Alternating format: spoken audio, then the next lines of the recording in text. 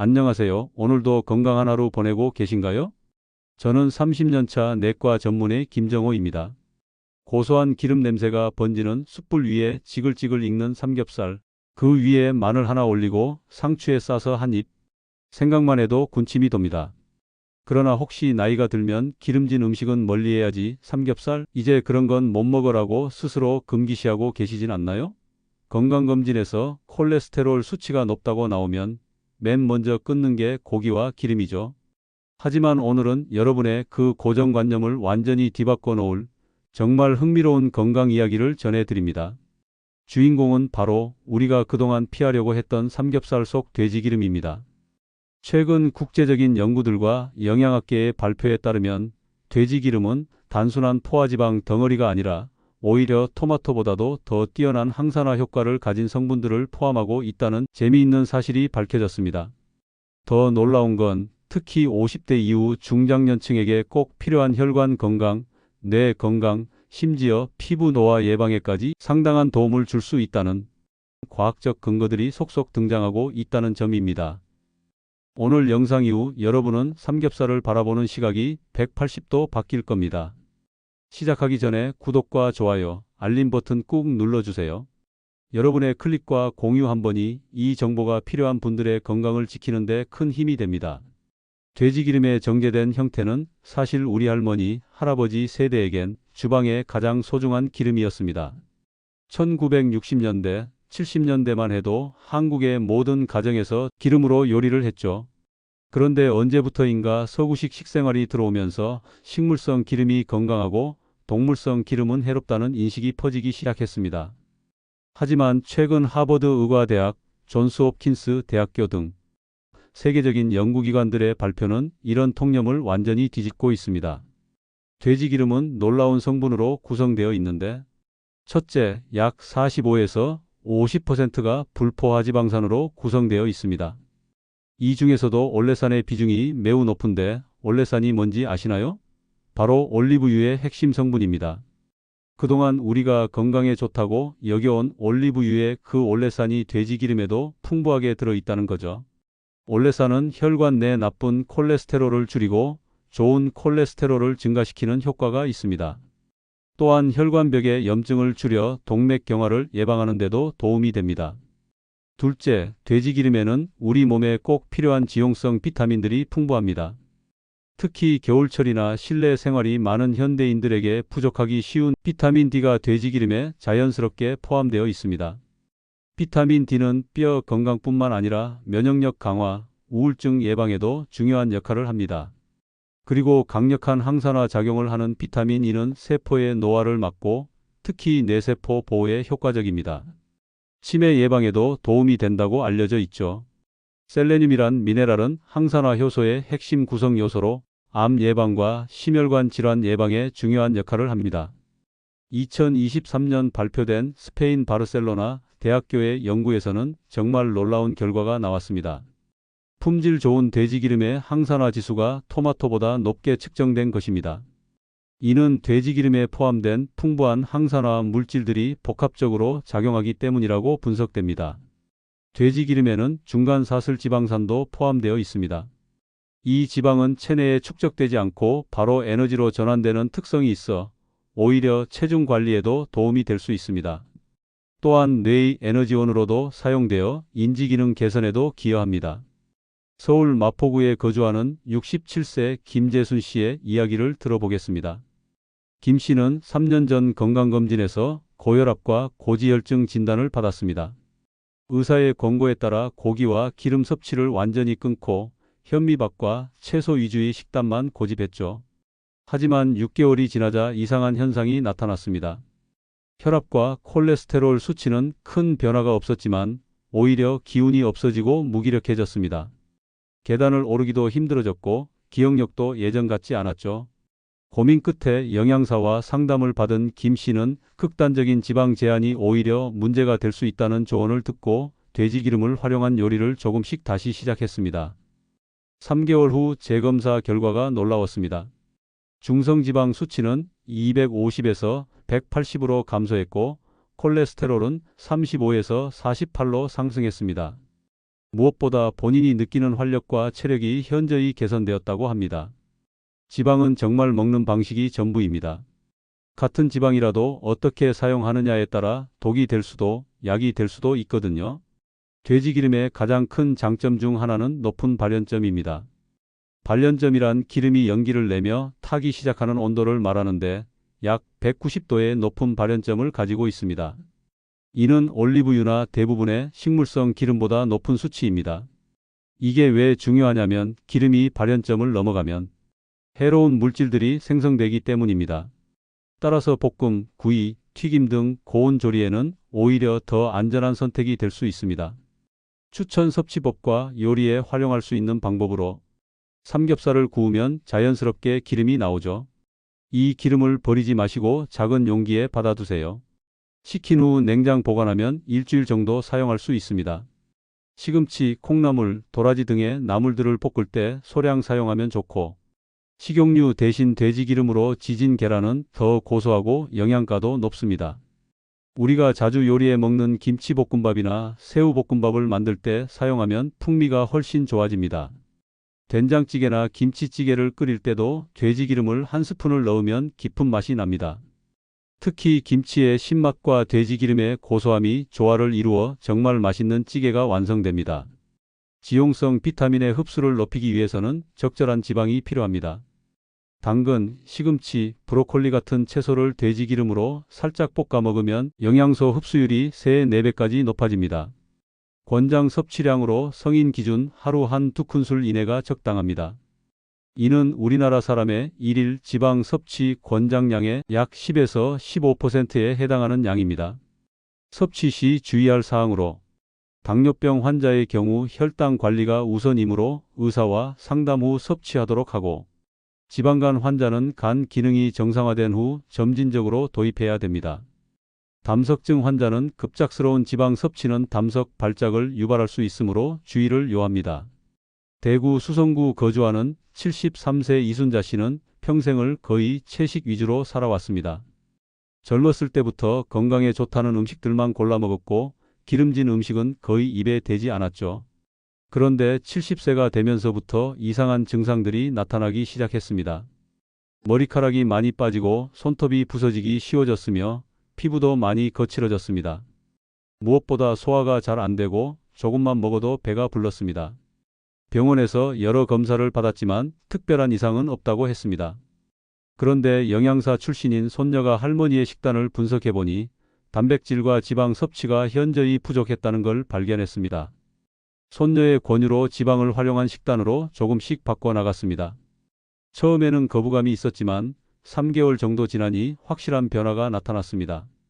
소화력이 개선되어 식사량이 늘었고 체중도 2kg 정도 증가했지만 오히려 더 건강해 보였습니다. 무엇보다 활력이 생겨서 산책도 더 오래 할 수 있게 되었다고 합니다. 양질의 돼지기름을 구할 때 색깔이 너무 하얗거나 투명하지 않은 것이 좋으며 냄새가 심하게 나지 않는 것과 가능하면 국내산 돼지고기에서 추출한 것이 좋습니다. 보관법으로는 냉장 보관 시 2에서 3주, 냉동 보관 시 6개월까지 가능하며 공기 접촉을 최소화하기 위해 밀폐 용기를 사용해야 합니다. 사용할 만큼만 덜어내고 나머지는 바로 냉장고에 보관해야 합니다. 90년대 저지방 열풍의 효과로 우리는 오랫동안 지방은 나쁘다는 교육을 받아왔습니다. 특히 90년대 미국에서 시작된 저지방 식단 열풍이 전 세계로 퍼지면서 우리나라에도 기름은 건강의 적이라는 인식이 강하게 자리 잡았죠. 하지만 이 저지방 열풍이 시작된 배경을 알면 깜짝 놀라실 겁니다. 1950년대 미국의 생리학자 앤셀 키스가 발표한 7개국 연구에서 지방 섭취와 심장병과의 연관성을 주장했는데 나중에 이 연구가 아주 심각한 오류를 포함하고 있었다는 것이 밝혀졌습니다. 키스는 22개국의 데이터 중에서 자신의 가설에 맞는 7개국의 데이터만 선별해서 발표했던 것입니다. 나머지 15개국의 데이터를 포함하면 지방 섭취와 심장병 사이에는 명확한 상관관계가 없었습니다. 더 놀라운 것은 저지방 식단이 대중화된 이후 오히려 비만율과 당뇨병 발병률이 급증했다는 사실입니다. 미국은 1980년부터 2000년까지 20년간 지방 섭취는 줄었지만 비만율은 2배 이상 증가했습니다. 이유는 간단합니다. 지방을 줄인 자리를 정제된 탄수화물과 설탕이 차지했기 때문입니다. 저지방 요구르트, 저지방 우유, 저지방 과자들에는 맛을 위해 엄청난 양의 설탕이 들어갔죠. 사실 지방은 우리 몸에 절대적으로 필요한 영양소입니다. 우리 몸의 모든 세포는 지방으로 만들어진 세포막으로 둘러싸여 있습니다. 좋은 지방이 부족하면 세포막이 제대로 기능하지 못합니다. 성적 호르몬, 스트레스 호르몬 등 대부분의 호르몬은 콜레스테롤을 원료로 만들어집니다. 지방 섭취가 부족하면 호르몬 불균형이 생길 수 있습니다. 뇌의 60%는 지방으로 구성되어 있습니다. 특히 오메가3 같은 필수 지방산이 부족하면 우울증, 기억력 저하, 집중력 감소 등이 나타날 수 있습니다. 비타민 A, D, E, K는 지용성 비타민으로 반드시 지방이 있어야 몸에 흡수됩니다. 아무리 영양가 높은 음식을 섭취해도 지방이 빠진 식사에는 비타민을 제대로 흡수하지 못합니다. 그동안 식물성 기름은 좋고 동물성 기름은 나쁘다고 여겨져 왔습니다.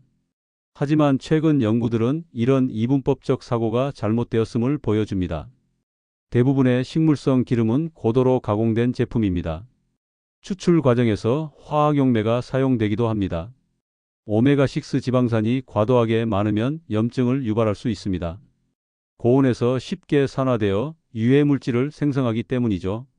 돼지기름의 장점에는 자연스러운 추출 과정으로 만들어지고 트랜스지방이 전혀 없습니다. 열에 안정되어 고온 조리에 적합하며 균형 잡힌 지방산 구성을 가지고 있습니다. 저 역시 의대 시절부터 지방은 나쁘다고 배웠습니다. 환자들에게도 기름진 음식을 줄이라고 권했죠. 하지만 진료실에서 수많은 환자들을 만나면서 의문이 생기기 시작했습니다. 똑같은 고지혈증 진단을 받았는데 어떤 환자는 기름을 완전히 끊어도 수치가 개선되지 않았고 어떤 환자는 적절한 지방 섭취를 유지하면서도 건강 상태가 더 좋아지는 경우를 자주 봤습니다. 그래서 관련 연구들을 더 깊이 파보기 시작했고 지방에 대한 제 인식이 완전히 바뀌게 되었습니다. 지방은 피해야 할 대상이 아니라 현명하게 선택해야 할 대상이라는 것을 깨달았죠. 돼지기름을 건강하게 활용하기 위해서는 전체적인 식단 균형이 중요합니다. 단순히 기름만 먹는다고 건강해지는 것이 아니라 다른 영양소들과의 조화가 핵심입니다. 조화로운 추천 아침 식단 구성으로는 돼지기름으로 지진 계란 프라이와 시금치 볶음, 현미밥, 된장국입니다. 돼지기름 1 작은 술로 계란 2개를 프라이하고 같은 팬에 시금치를 넣고 마늘과 함께 볶아 비타민 A, K 흡수를 증진하도록 하며 현미밥으로 복합 탄수화물을 섭취하고 된장국으로 발효식품의 프로바이오틱스 공급이 되도록 합니다. 이 조합의 장점은 돼지기름의 지방이 시금치의 지용성 비타민 흡수를 도우면서 계란의 단백질과 현미의 복합 탄수화물이 혈당을 안정적으로 유지시킨다는 것입니다. 점심 식단 구성으로는 돼지기름을 활용한 된장찌개, 구운 두부, 겉절이, 보리밥입니다. 된장찌개를 끓일 때 돼지기름 1큰술을 먼저 두르고 양파를 볶은 후 물을 붓고 두부는 기름 없이 팬에 구워서 담백하게 하고 겉절이로 식이섬유와 유산균을 공급하도록 하며 보리밥으로 콜레스테롤 관리에 도움되는 베타글루칸을 섭취합니다. 저녁 식단 추천 구성은 소량의 삼겹살, 양파 볶음, 브로콜리 무침, 고구마죽입니다. 삼겹살은 100g 이내로 적당량 섭취할 정도의 양으로 준비하고 삼겹살에서 나온 기름으로 양파를 볶아 단맛과 영양소 흡수를 높이고 브로콜리는 살짝 데쳐서 참기름과 마늘로 무치고 고구마죽으로 소화 부담을 줄이면서 식이섬유 공급을 하도록 합니다. 간식 활용법에는 아몬드, 호두 등을 돼지기름에 살짝 볶으면 바삭하고 고소한 간식이 됩니다. 견과류의 불포화지방산과 돼지기름의 포화지방산이 균형을 이루어 더욱 건강한 조합이 됩니다. 계절별 활용법에는 봄의 경우 나물류가 많은 계절이므로 각종 나물을 볶아 먹으면 좋습니다. 냉이, 달래, 쑥 등의 봄나물과의 조합은 피로 회복에 효과적입니다. 여름 같은 더운 날씨에는 소화가 잘 되는 요리 위주로 돼지기름으로 볶은 숙주나물이나 오이볶음 등이 좋습니다. 가을에는 각종 버섯류를 볶아 먹으면 버섯의 베타글루칸 흡수율이 높아집니다. 겨울은 김치찌개나 된장찌개 같은 따뜻한 국물 요리에 활용하면 몸을 따뜻하게 하는데 도움이 됩니다. 연령대별 섭취법은 50대는 하루 1에서 2큰술 다양한 요리에 골고루 활용하도록 하고 60대는 하루 1큰술 내외 소화가 잘 되는 요리 위주로 하고 70대 이상은 하루 1 작은 술에서 1큰술 부드러운 요리에 소량 활용하도록 합니다. 운동을 하시는 분들이라면 운동 전후 식사에 돼지 기름을 적절히 활용하는 것이 좋습니다. 운동 2시간 전에는 복합 탄수화물을 섭취하여 지속적인 에너지를 공급하고 운동 후에는 단백질과 함께 섭취하여 근육 회복을 도울 수 있습니다.